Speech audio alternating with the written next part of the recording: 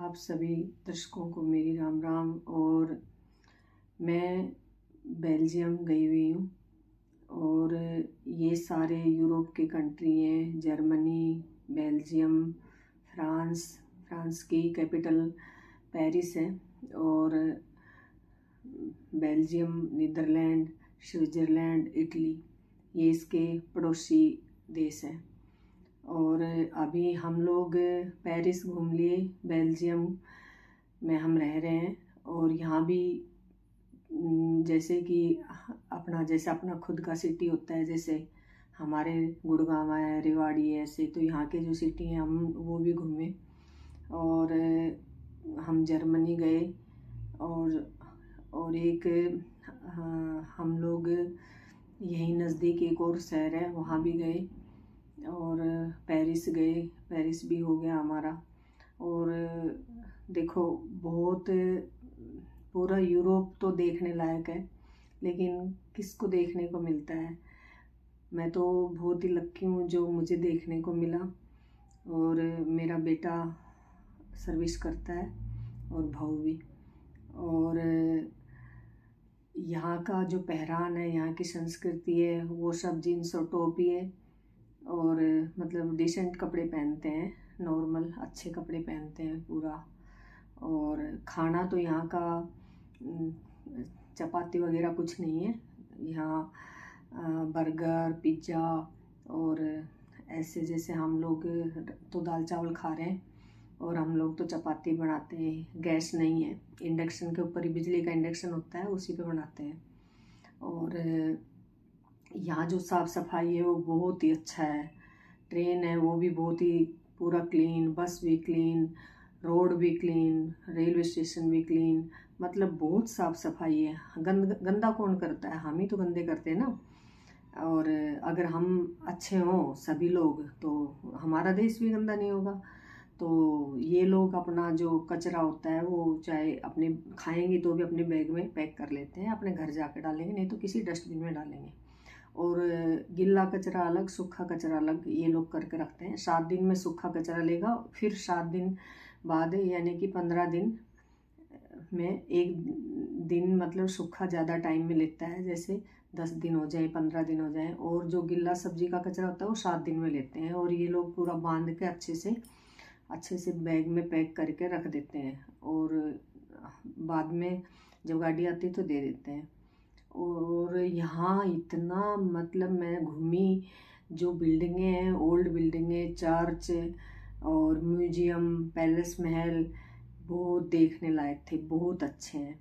क्योंकि वो कोई 1248, कोई 1748, कोई 1600, कोई 700 ईस्वी, ऐसे, मतलब ऐसे इतने पुराने। और ये लोग अपनी जो घर होते हैं उनको भी इतना संभाल के रखते हैं। और ये जब पैदा होते हैं तो एक सपना लेके आते हैं एक अच्छा घर बनाने के लिए। यहाँ गवर्नमेंट का, जैसे अपने सिटी में, अपना सेक्टर में, जैसे बोलते हैं ना, आगे जगह छोड़ना, पीछे छोड़ना, और फिर घर बनाते हैं ना। तो बिना मतलब नक्शा पास हुए ये लोग घर नहीं बना सकते। और घर भी बहुत ही अच्छे अच्छे बनाए हुए हैं। सभी में ग्लास लगा हुआ है विंडो में, और जो टेप है या कुछ भी है, सब कुछ एक नंबर का। और मुझे तो बहुत अच्छा लगा यहाँ। बस क्या बताऊँ, देश, बोलते हैं ना पेरिस, हम लोग न्यूज़ में सुनते थे पेरिस के बारे में, फ्रांस के बारे में। वैसे ये बहुत ही शक्तिशाली देश हैं, बहुत ही पावरफुल देश हैं। फ्रांस, इटली और बेल्जियम, नीदरलैंड, स्विट्ज़रलैंड। और अब हम इटली जाने वाले हैं। और स्विट्ज़रलैंड भी नज़दीक है यहाँ से, फ़्लाइट का 1 घंटे का रास्ता है। और मुझे लोग पूछते हैं कि आप बेल्जियम कैसे गए? देखो, मेरा बेटा पढ़ाई भी उन्होंने बेल्जियम में, इधर फ्रांस में ही की।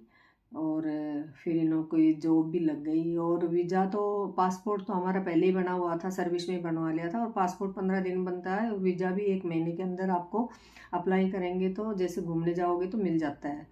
और इस खर्चा भी, अर्जेंट टिकट लोगे तो ज़्यादा होती है, नहीं तो एक आदमी का 30,000 तक का, मतलब आने जाने का 17,000 में हो जाएगा। और अगर किसी को घूमना मतलब घूमना चाहते हो ना, तो ज़रूर यूरोप तो घूमना चाहिए, देखने की चीज़ है।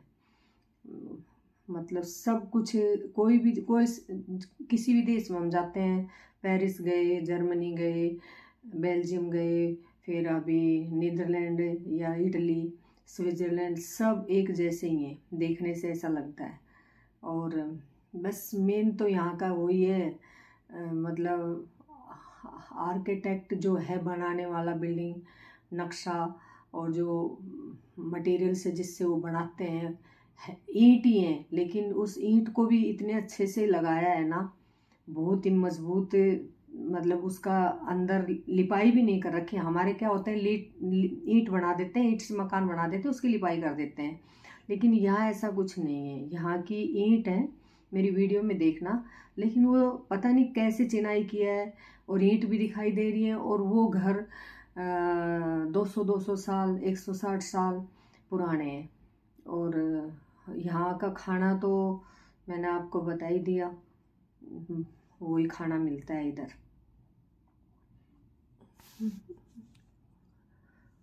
खाना तो बर्गर, पिज्ज़ा और ब्रेड होते हैं बड़े बड़े, बहुत ही ब्रेड को हिला के उसी का ही कुछ अंडा आमलेट, चिकन मटन ज़्यादा खाते हैं ये लोग। और यहाँ के लोग 67 ईयर्स में रिटायरमेंट होते हैं, और ये लोग की ज़्यादा उम्र होती है, क्योंकि ये 80 साल तक तो सर्विस ही करते हैं, और 110, 120 ऐसे, मतलब 100 साल से सब लोग बोलते ऊपर ही जाते हैं, क्योंकि ये लोग बहुत ही मेहनती होते हैं, साइकिल चलाते हैं,